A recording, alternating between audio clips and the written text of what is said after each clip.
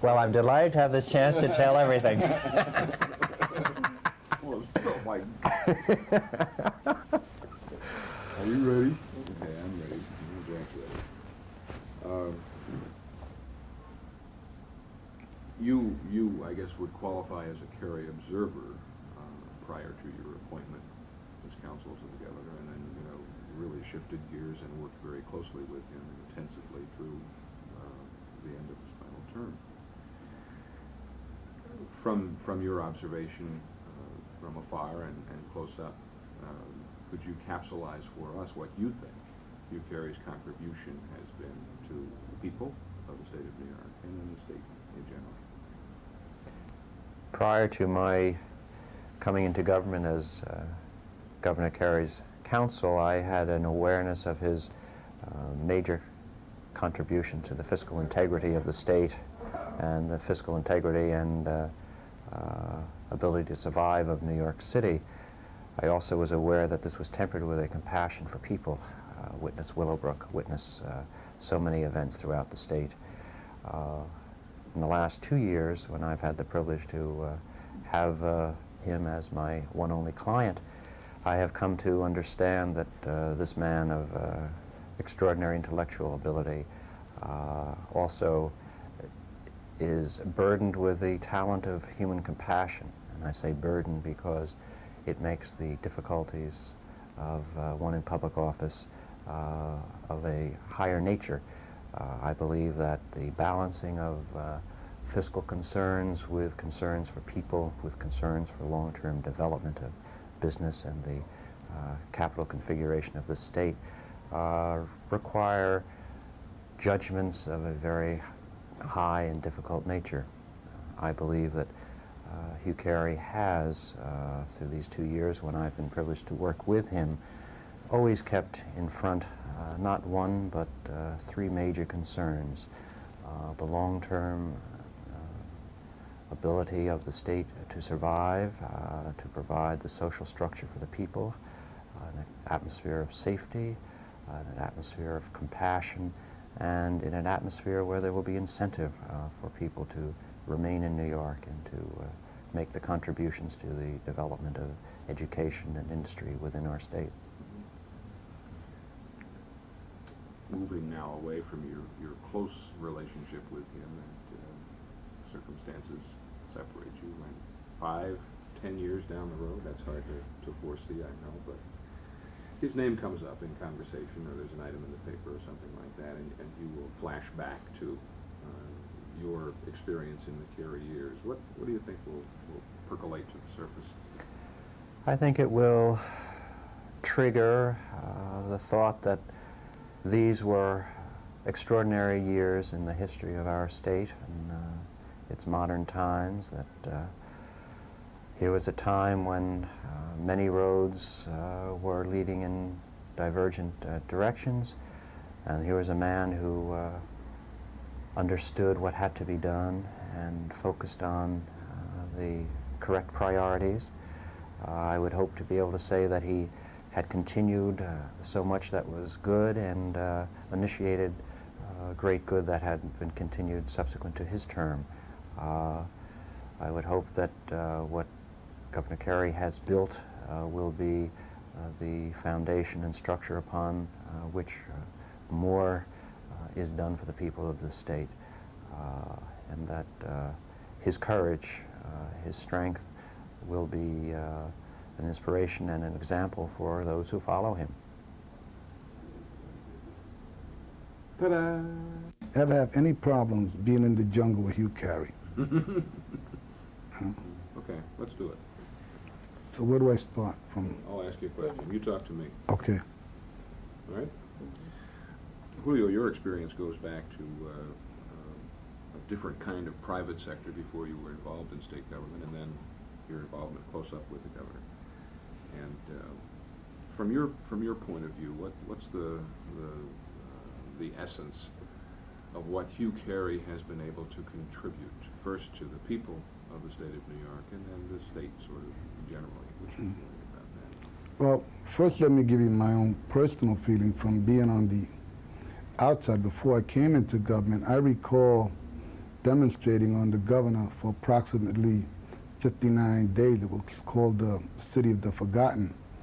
And finally, I managed to get a meeting with the governor, and the governor just turned around and said, well, if you can stay out there for 59 days and prove not only to me but to the state legislature how committed you people are in terms of what you're doing, he said, I feel that I have a moral obligation, and also as the governor, to make sure that, you know, you people continue to do the job that you're doing. He said, and he said he would keep his end of the bargain, but it was a matter of him meeting with the leaders, and apparently they came to some compromise, and we were able to, you know, get our money, and we left Albany. We packed up the tent city, and we continued to do our jobs. And then approximately, I would say, about 3 years later, someone said that Dr. Cahill wanted to see me. So I figured, I wonder what he wanted to see me for. At that time, he was the top assistant to the governor on health affairs. And after I met with Dr. Cahill for a few hours, the next day in comes Governor Carey, and he tells me, would you want the job? And I said, boy, this guy. At first I said, he's got to be crazy. You know, here I'm demonstrating on him for 59 days. You would think he would have never forgotten that. At least this was my own feeling. I said, well, then I said, well, maybe he's going to cut out my program, you know? And then he offered me the job. I was touched from, I guess, a lot of different levels. First, from the fact that I was an ex-addict. I've had a previous record. I was involved with drugs. And though I had been off drugs over 14, 15 years, that he would even offer me that. I guess I will always have respect and admiration for Governor Carey. As far as what he's done for the people of the state, he may have not built any great monuments for himself, whether they'd be bridges or a mall, but I think what he did was at a time when New York City and New York State needed some strong leadership, it was Governor Carey who got us out of bankruptcy. And I think a lot of people, not just individuals like myself, but I feel a lot of people in the state owe him quite a bit. And I think that what he did, they could never repay Hugh Carey for his commitment and his involvement in government. And I'm just sad to see him leave. I always said that I would find it an honor when the governor leaves the mansion to help him even pull down some of his pictures or, you know, his belongings. That's how strong I feel towards the man. How about the people who benefited from the program that you were involved with? I mean, did the hand of Hugh Carey truly reach out to these folks? Or it reached out. I could say that today, in substance abuse throughout the state, we're over capacity. We can't even take any more people. When I came on the job, there were a lot of treatment slots available. I think the governor's pitched that, you know, we would have to do something about the drug problem. It's sad that he is leaving office, but I think his voice was heard loud and clear. Today, the president has come up with a package to deal with drug abuse, not only at the international level, but hopefully at the state level. And though the president may get the credit, it was Carey who made the call. You said something earlier that you felt his support at all times, and you wouldn't be afraid to be in the jungle with Hugh Carey. Could you restate that for me? Yeah, my experience, and again, I was just coming into government, at least in state government. His position with Hungisto, there were trouble waters there. I mean, the Senate wouldn't confirm him, and the governor just stood by his side. And those are the things I remember, and not just for Hungisto. I think mostly everyone who worked in the Carey team. I know I felt that, that there was a genuine concern, a genuine commitment, and I've always felt that he was a great general who led his troops, and he hung in with their troops. Where the times were difficult, Hugh Carey was there, and I would say that if I was in the jungle with lions, snakes, and gorilla, I would like to have Hugh Carey right next to me. That's good. You gotta borrow money and close the deficit. Okay. What I've done, Tom, is I've talked to, we'll end up talking to about 20 people. I've talked to about 3/4 of them. And I've asked them all to respond to the same question, you know, and then the responses have been, of course, as you might imagine, all different, but very similar in a funny sort of way. The first one is that, and you know, we should point out that you go, as they say, way back with Hugh Carey. As you have watched him, and let's include the congressional years in this, and into the gubernatorial years, what do you think has been his contribution to people of his district and then finally to the people of the state? What do you think he's been able to do? Do you want me to talk now? Sure. Are we on or? Yeah. Oh. Bill, I think, first of all, I want to say how nice it is that you came here today for the purpose of adding to those people you've already interviewed and in their eyes as it reflects Huey Carey. I know I go way back with Huey. I've had the opportunities to walk on the streets with him during his campaigns. I've had the opportunity of visiting with him and my family at his house and his family. I've had a very close personal relationship with him, for which I'm very thankful over the years. And I know right well that Huey's contribution was one of concern and interest with the constituency he represented. There wasn't anybody I knew that came with any kind of request that Huey was not upfront in answering it. If he could accomplish it, he was more than happy, even more happy than the people that asked for it. Remember for us some of the color of the Brooklyn congressional days, and you know, going through the streets in the neighborhoods with him. Well, going through the streets in the neighborhood with him was one area of his expertise. He was greeted by many, many people en route. I guess that was the time he best expressed some of the one-liners that he was so capable of doing. Any young man couldn't compare to him if he was really in matching the contest. So on that particular basis, I think his closeness, his camaraderie, his shaking of the hands, his greeting of people was a warm thing, and people knew he was sincere about it, as evidenced by what he produced after. I've asked a couple of other people this, and I'll ask you too. How do you think he demonstrated that he really cared?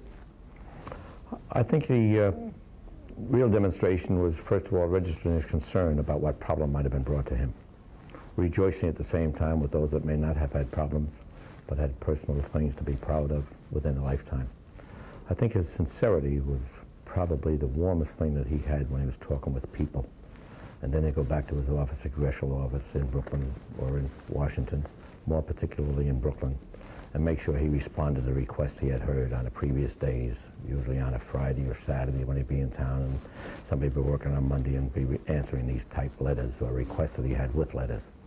So I think that worked well and warmed the people to him. He himself was a warm-natured fellow anyhow, liked to greet people, had an expertise for shaking their hand, knew right well what the neighborhood was, what his community was, what the congressional district meant, and he lived every moment of it. The house on 2nd Street became like a campaign headquarters. It was great to see all the Carey children close to Election Day, marching out in their uniform, as best remembered probably by the 5 colored postcards in the Arch area outside Prospect Park, where the whole campaign team, consisting of the entire family, were pictured right there under the arch in different forms, and all of them going out from there to start the work, dressed in their red, white, and blue. It was great, and I think it inspired a lot of people. How about Hugh Carey as governor? What do you think he was able to do at the State House? Well, the fact he's been re-elected to that particular post was indication of the successes he was achieving.